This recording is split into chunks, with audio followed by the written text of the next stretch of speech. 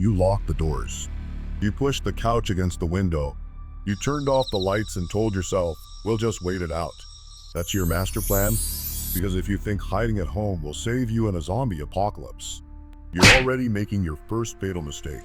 Home feels safe. It smells familiar. It has snacks. Sure, because comfort stops teeth.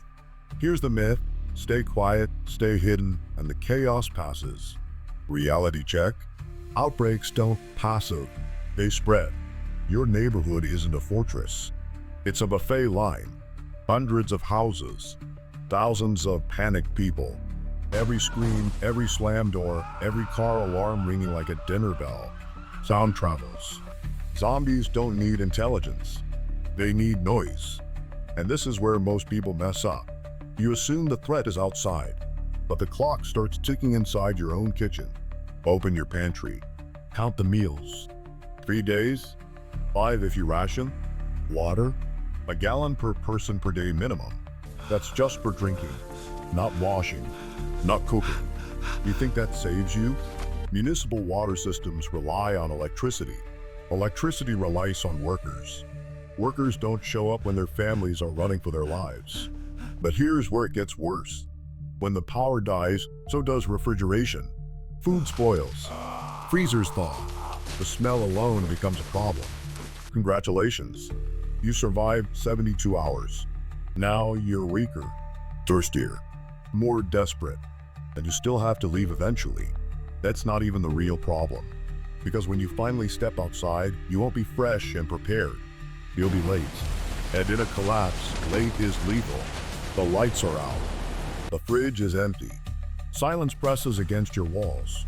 You think the worst was the first night? Think again. The myth: society will keep running.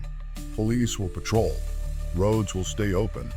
Grocery stores will magically restock. Reality check: modern infrastructure is a delicate web.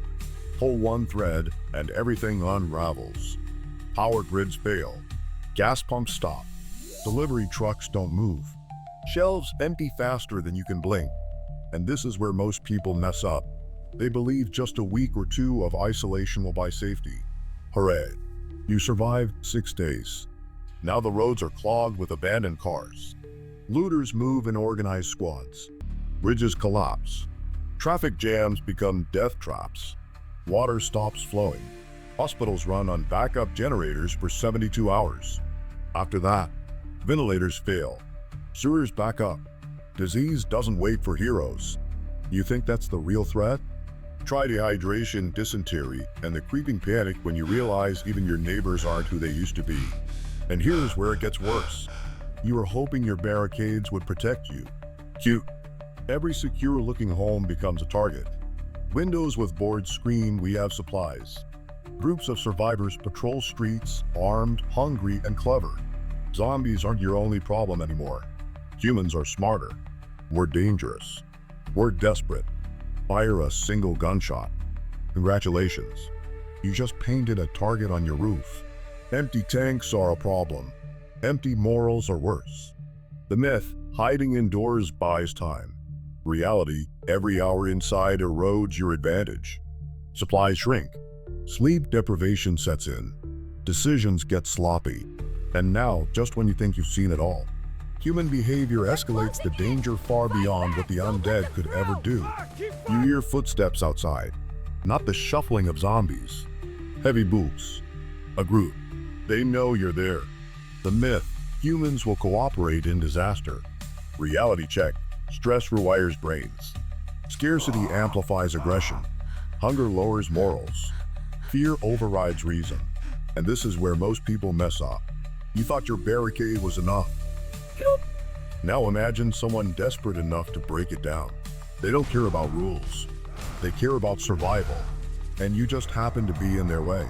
You think that saves you? No, because bullets solve problems, but noise creates bigger ones. One shot echoes. One scream signals every predator, human or undead. And here's where it gets worse. Isolation twists perception. Friends become suspects. Neighbors become threats. Your mind will play tricks. The first time someone knocks at your door, you freeze. The second time, you panic. By the third, you may not even recognize the difference between a lie and enemy. Minor injuries spiral. A simple cut becomes infected. Fear paralyzes logic. Groups form, not communities. Gangs. Quick. Efficient. Violent. Your safe little home is now a prison with invisible bars. Congratulations. You just made it worse. You try to ration, but everyone else is moving fast. They know survival is about mobility, not walls. Your fortified kitchen doesn't matter when others are hunting for food and power. And this is where most people mess up. They underestimate human psychology. Humans are the apex predator now. Hunger rewrites behavior. Sleep deprivation clouds judgment. Stress accelerates paranoia.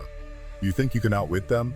By the time you realize the danger of human conflict, you're trapped between starvation, exhaustion, and the constant threat of a raid. And just when you think it can't get worse, long-term survival throws the final, merciless test. Winter comes. Or maybe it's summer heat. Pick your poison. The myth, if you just stockpile enough, you can ride it out indefinitely.